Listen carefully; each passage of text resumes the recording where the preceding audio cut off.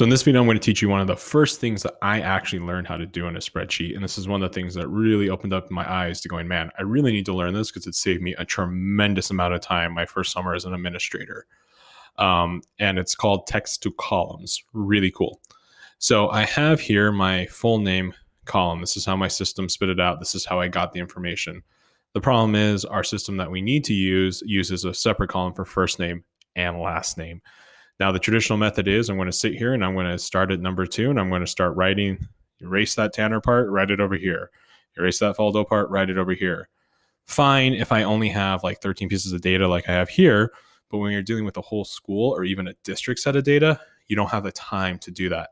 So that's when this tool is amazing. So what we're going to do is we're going to first highlight our column where the information is that we want to put into 2 separate columns. We're then going to copy it. Okay, I just use the shortcut Command C on my keyboard or Control C. So I'm going to do that one more time. And now I'm going to paste it. And when I paste it after that, I need to have some patience. I pasted it. It looks like nothing happened. Very true. Except now, down here, this little guy popped up. So I'm going to click on the upside down triangle. And I'm going to choose Split Text to Columns. I'm going to tell it where the separator is. I don't trust detect automatically. It could be a comma, it could be a semicolon, it just depends on what you have up here. For us, it's going to be a space.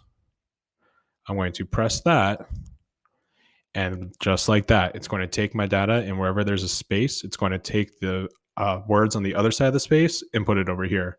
So now, all I need to do is just rename first name, last name. Text to columns, super, super easy. Great tool, will save you tons and tons of time.